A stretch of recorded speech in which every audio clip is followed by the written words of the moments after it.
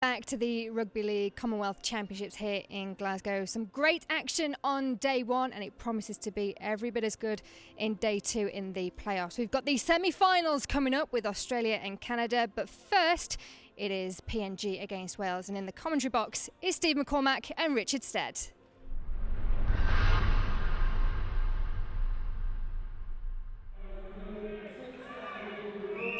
Here we go then, the first of the two semi-finals this afternoon. Wales, who finished second to Australia in Pool A, taking on Papua New Guinea, the only side to win all three games yesterday, and the leaders of Pool B. For those of you new to nines, it's an 18-minute game, two 9-minute halves, 9 players on the pitch, unsurprisingly at any one time, 15 in a squad, unlimited rolling interchanges. Also as well, just to dot the I's and cross the T's on the rules, drop goals instead of conversions, and taps are more than adequate instead of a restart as well after a try. Alongside me, Scotland head coach Steve McCormack. Steve, what is the art of playing good nines rugby league? I think similar to the 13-side game, you look at the skill levels, the pace in which they play, but this is played at 100 mile an hour. You know, the PNG side in the previous games have been fantastic, and it's going to take some beating, I think, with regards to that. PNG then with first possession of the ball. It is the last tackle though, and in at dummy half for Papua New Guinea, it's Kahuna Silas, and he plays the ball, and it's a kick there from the number 4 Warren Blair, and he's turned the Welsh team around, and it's one of the standout players of the tournament thus far, James Taylor, collecting the ball to bring it back then for Wales. Wales with a real upset victory in some quarters yesterday, very, very nearly how they performed very early on when they were taking on Australia. They were leading by 10 points to 4 at one point, and they beat Scotland as well. Wales looking very, very good, but will they be up to it against a very physical Papua New Guinea team? Well, it's the Welsh in possession of the ball then, looking to run it up and out of their own 30-metre line. Good strong carry there by Harry Boots for Wales. He plays the ball, and in at dummy half there is Alex King, and now it's a kick forward there, and Wales will try and chase it down. Ben Jones has toe poked that one up towards the Papua New Guinea defence. It's dealt with though, and Papua New Guinea will be able to build round about 30 metres from their own goal line. Yeah, I think it's a good opening to the game by Papua New Guinea and Wales. Kicking game's been very good. But you can see they're just working each other right now. The Papua New Guinea team's pushing hard, very, very aggressive, but the Welsh side have started with some good attacking shape. Stanton Albert with that carry there up towards halfway. Just so physical, Steve, aren't they, the PNG team? Yeah, they are, but let's not underestimate Wales have got that in them as well, so it's an even contest so far. Number 1, John Raggi carrying the ball forward then for PNG. In at dummy half is Solomon Thomas Nandepe, and he will play the ball right there, just behind Nixon Barana Ugea. But he's able to catch it behind his back and carry the ball a further 5 metres forward. This is the last then. Silas in at dummy half. He plays it there to Glare. Glare with a cheeky little chip. Oh, great play, PNG. No, called back. Thought Bill Paul was in there to score the first try of the afternoon, but the referee has put whistle to lips, and it's a bit of a let-off for Wales. I think it's a great call for the referee as well. Bill Paul was probably a yard in front of the kicker, so tremendous refereeing there now, and I think it's a little bit of a let-off for Wales. Wales did hold the PNG side defensively, but that little bit of spark, a little bit of inventive play from the PNG side was just a little bit of ill-discipline has stopped them getting the points. Just from the games that I watched yesterday and so far today, Steve, it seems to me that it's the team that is almost playing the most ad hoc rugby, the most improvised rugby, seems to perform the best. I think so. I think probably your first game you play in a competition, you tend to have a little bit of structure, but as the games go on, you get a little bit more confidence. I think it is exploiting that space and playing a little bit of flair play, and I don't think it's no coincidence that both these teams have done that. And a big assist to Wales as well, that the majority of their squad, in fact all of their squad now from the South Wales Scorpions, as the ball heads out left towards Taylor, and Taylor has got some toe. Great pace from Taylor, he cuts inside, can he go all the way? That's a try saver of a tackle from Silas for PNG, 10 metres out. Quick play the ball maybe for Wales, and they will try and drive forward, and there's been an error there, has there? And it's going to be a PNG head and feed. What a fantastic run from Taylor there now. It was tremendous pace down that left hand side there. It was just an in and out run, but unfortunately for him it was a little knock on at the play of the ball, and not only was Taylor quick, it was the referee as well getting back quick as well, and that's a definite let off for PNG. These last two sets, one each from both sides, have been more what I've got used to seeing over the past couple of days. More traditional nines play, end-to-end stuff, and that's what PNG will have to do here if they want to score. Go from their own 10. That's Andresen Benford there, who's tackled by the Welsh number 4, Paul Edwards. As there's some fancy footwork going on there from PNG. Fancy, but maybe not that effective as Wales stand firm. Jones and Edwards doing the tackling there. That was Aragi carrying the ball out for PNG. This time it's Thomas Nandepe up towards the 40-metre line. Couple of metres shy, in fairness. Now a centre field charge from Nixon Barana Yagea. And he again is stopped by a couple of meaty tackles from the Welsh defence. PNG will kick again. It's a good kick from Raggi, and it's a chase maybe for the PNG number 12, Paul. It's what they tried to do a few moments ago. They've got it that right that time, but they've not got that right. That ball has been lost forward, and rather as Wales did a moment ago, PNG have knocked on in a good position. It is, and in these semi-final games, it is all about taking your chances. And as you said previously, it was an offside kick in the play that they did before, so it's obviously something from the training ground. But I think you've got to give credit to Ben Jones as well. I think he was superb there getting back, but another lead off for Wales. PNG, I'll lay my cards on the table, are my fancy to win the whole thing. I think especially if they look at how Scotland played against Australia yesterday, that's the way to beat the Australians. However, the Welsh have gone toe-to-toe with them in this opening half. Yeah, they have, and if you get to a semi-final of any competition, it suggests that you're an outstanding team. And as you said, these players have played together for a long time with a lot of Maesteg College and South Wales Academy. And Wales again heading out towards that left edge where James Taylor is able to carry the ball up, and he's sluicing through the PNG defence, and it's a real melee over on that far side. 4 PNG defenders in there to stop him at one point. Now it's going to be played through Curtis Davies towards centre field, carried forward by Connor Davies, wearing the scrum cap up to and over the 40. He seemed to drop the ball there for me. In at dummy half though, a quick play the ball by Alex King, and now the referee may have been told by one of his touch judges that they saw what we did. It was definitely, I'm no wonder he dropped the ball. I think it was Stanton Albert what put a bone shuddering tackle in there as well, and both officials saw that, but a little bit scrappy now. I think they've had some outstanding chances both sides, but I think both coaches will be a little bit disappointed in once they've made that initial break, they're not backing it up with that next play.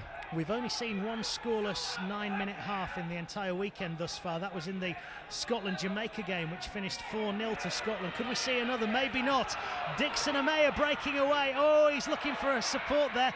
Nobody with him. Amaya a bit too quick maybe for his own teammates. There's a player down for PNG. They've only got 8 players playing at the moment because some treatment for Warren Blair, and Wales are trying to break again through Taylor, and he is tackled. It's non-stop. The touch judges are on.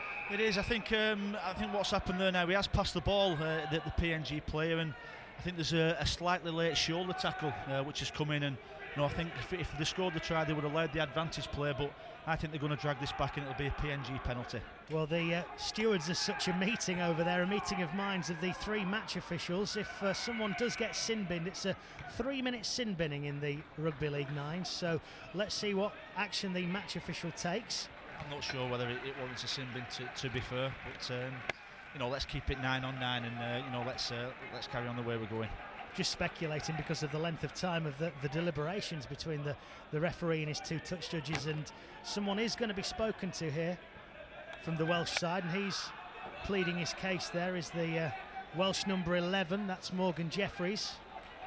Was he the perpetrator of the crime? We don't know. I think a ticking off, as you say, Steve, He'll have that incident done and dusted. And it's still scoreless here in this first semi-final. Papua New Guinea against Wales, and PNG are going to kick into touch here. Which side has looked most likely to score for you? I think it's a 50-50 game. I think the little bit of inventive kicking game from the Papua New Guinea side, but Wales have got that flyer on the left-hand wing, James Taylor. So very, very even game so far. Silas will tap. Raggi will carry the ball forward. He's tackled by the Welsh defenders led by Curtis Davies there. Silas in again at dummy half, imploring the players to speed up the play the ball. That's a good strong carry by Joel Kapiaki, his first involvement in this game this afternoon. And again Silas waits. The ball is played. He plays it to centre field where Dixon Amaya has it. He feeds it along the line. It goes via Blair, who was down and injured just a moment ago, but that's great defence by Wales again. Very, very in-your-face stuff from Paul Edwards. as PNG will try and bring the ball back maybe towards centre field, but once again the Welsh side are in. That carry there from Stanton Albert for PNG, kicking a chase here on his own kick by the PNG number 4 Glare. Couldn't get to it in the end, the ball ran dead, and we've had it, Steve. No points in the first half, half-time here, 0-0 between PNG and Wales. How would you sum that up? Well, we mentioned before the game how good you've got to be with the ball to play nines, but massive credit to both sides there. I think the PNG side are very, very direct, very, very strong, very, very physical. Where on the other hand, you've got the Welsh team a little bit more, I would suggest, flow and a little bit more, structure to their play. So you just feel as though the PNG side have got a little bit more in them with regards to unpredictability. But I think it's been a superb first half.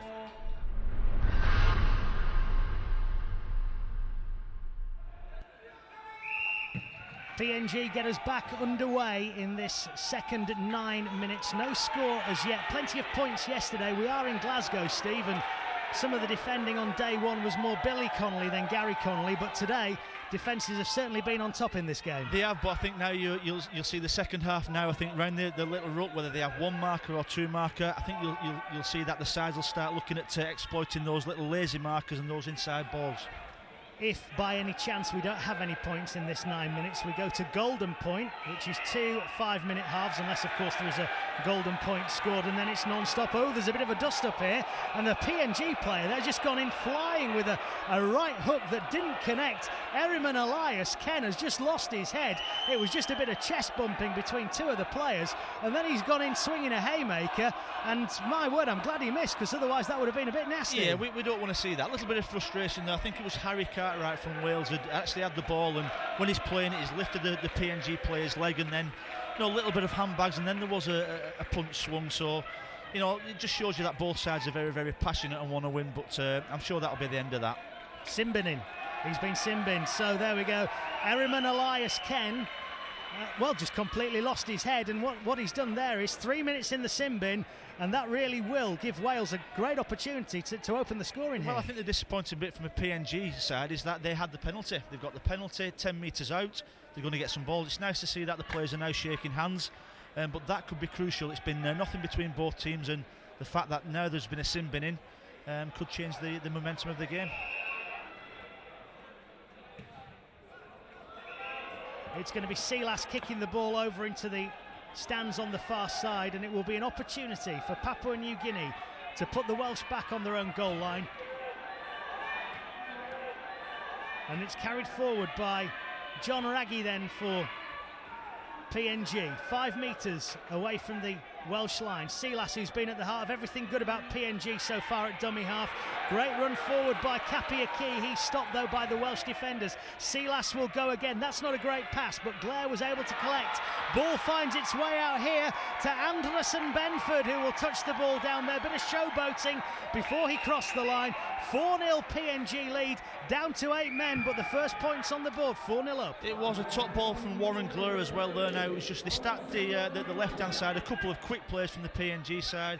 Warren Glare got the ball and a lovely looping pass to enable the PNG side to score the first try. And even though they are one man down, they can obviously play some football, but it's a massive opportunity now for Wales to get the ball back and hopefully put some pressure on that PNG team.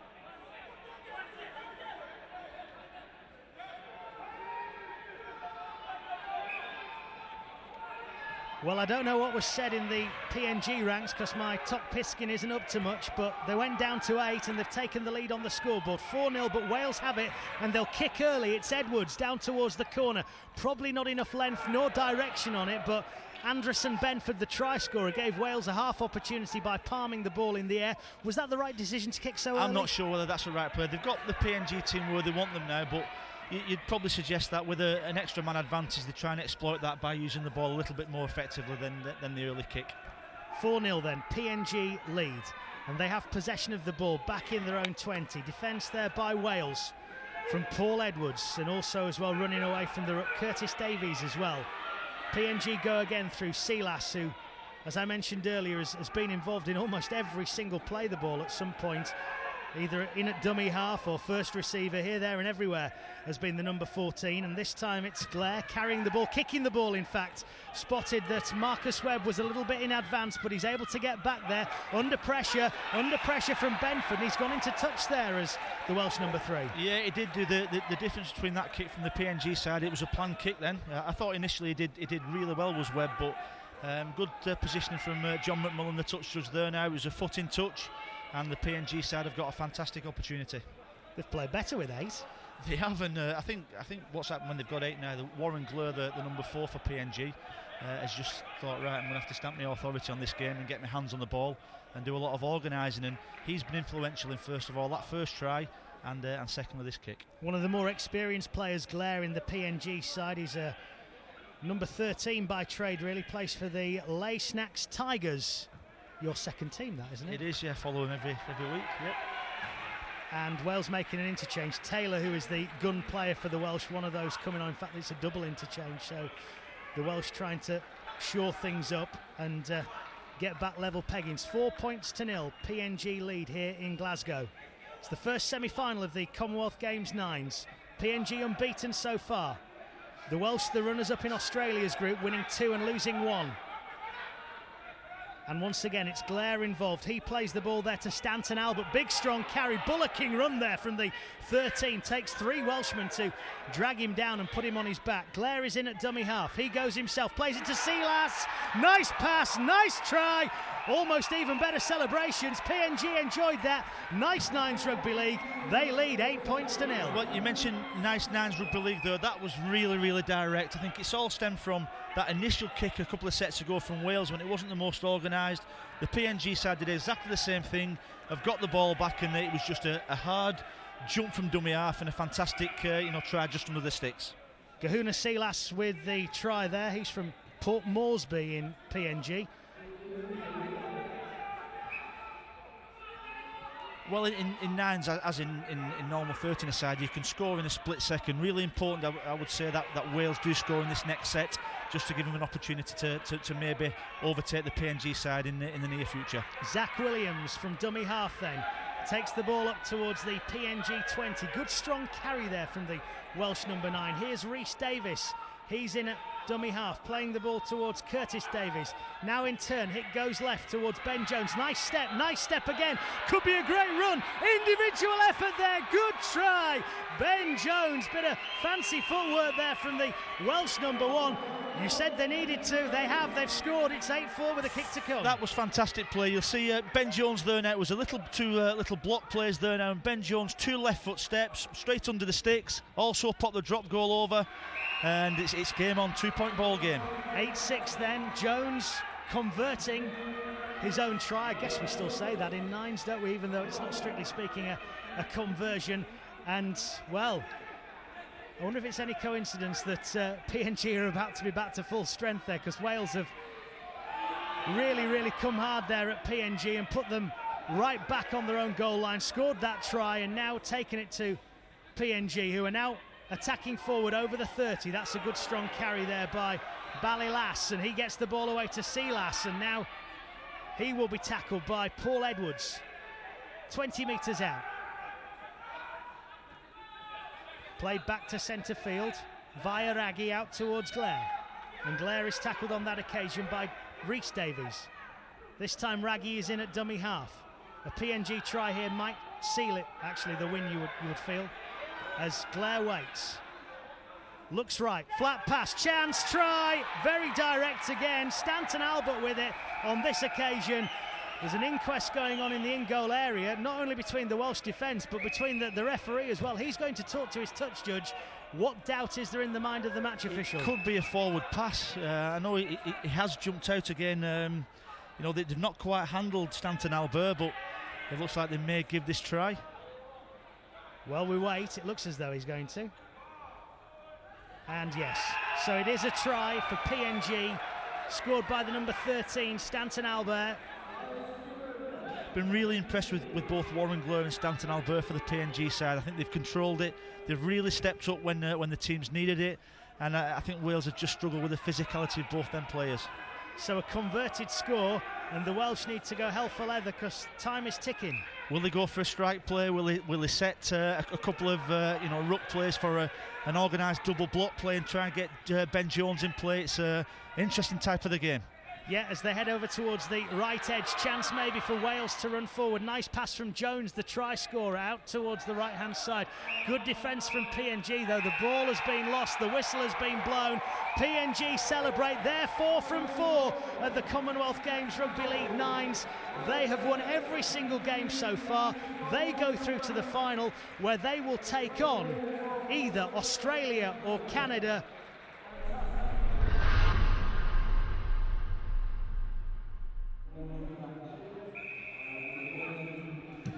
Semi-final 2 then underway here in Glasgow, and it's Australia who start things off. The left boot there of Chad O'Donnell, and Canada have first possession of the ball. Of the Canadian 15, 13 had never played a rugby league until they touched down here in Scotland this week. They're all rugby union converts. The Canadians have a good kicking game. What can they come up with here? It's a chip over to the corner, chance maybe for Lucas Silva to catch the ball, but he's out-jumped there by Joseph Manu. He scored 4 tries in one game yesterday afternoon, and to me he's got the look of a young Israel Folau about him. He has, yeah. He's an athlete, looks like a basketball player, doesn't he? He's that tall, but he took that ball from the air there. Good set from the Canadians as well. They've obviously just set it up for that last tackle play. And now let's see what the Australians can do. Tarvai with the first carry there. Now the Aussies have switched it over to the far side, and it's Johnny Tuivasa-Sheck carrying the ball forward, keeping going all the way, and in the end a bit too easy there for Tuivasa-Sheck. He scored the first try of the tournament yesterday. He scored the first try of this semi-final today. The green and gold lead 4-0. I think it was just the speed in which they got the ball from the right to the left there. Tuivasa-Sheck, he's got that pace to burn, as he showed yesterday in a lot of the games, but just the slick handling, the initial play of the ball from this side and this right-hand side, and that just shows you what the Australians can do. They turn defence to attack straight away, go on the other end of the field, and an excellent score. And Australia will bring the ball out centre field up to and over the 30-metre line, again rather like the Welsh side, who are all based at the South Wales Scorpions. These fellas are based at the Sydney Roosters. That's going to help them too, isn't it? Yeah, well, it makes a massive difference. And just on this set now, they've got what we call a speedo set, just dummy half runs there now. And you've got a player like Isaac Crichton, which just broke through there. And it's a simple set, effective set, and outstanding rugby league. Yeah, Isaac Crichton there running all the way through, and it was like a hot knife through butter. Australia will look to bring the ball out of their own 10. And again, it's another strong carry, and maybe if the ball carrier then had just looked up, it was Missy Vi Kelly. He would have seen a man on his left wing, and pretty much an open patch of field there for him to go into. It is, yeah, but they're not panicking now. There's another good offload there now, playing second phase there. Tremendous footwork, and it's just something the pace of the game this Canadian team just can't quite handle. Very, very quick indeed there from Australia, and the referee waves play on. Another weaving, zigging run from Jack Murchie on that occasion for the Australians. Took them 36 hours to get here, but they mean business, as every single Australian team does. Kick through from Manu, bounces once, collected chance here, and it's going to be a try for Poasa Farmasili, and it's going to be the third of the afternoon for the Australians, and a smart try as well. Nice kick leading into that one. It was, yeah, and it come from the initial offload now, but Farmasili was just hanging back. I thought initially the bounce had beaten him and beaten the Australian side, but just that reach, just plucked the ball out of the air. Good little footwork towards the line, and they're showing a little bit of everything, the Australian team.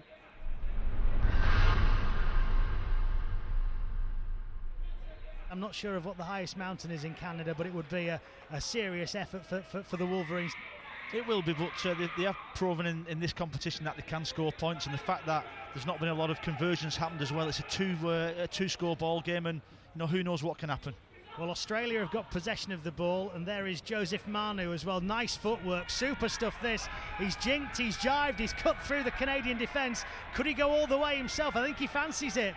It's one-man rugby league at the moment from the Australians, and then in the end he gets the ball away. Is he in touch? I think he is. He's tried to do too much there, and Canada have the ball just for a moment. Manu was brilliant, but I think really maybe what he had in his feet, he lacked upstairs there. He needs to get rid of that ball sooner. He did do, yeah. What a brilliant run to start off with. I think he beat the whole of the Canadian team, then went back to beat them again. He could have offloaded the ball, and I think if they'd have scored on that play, then that certainly would have been the end of it.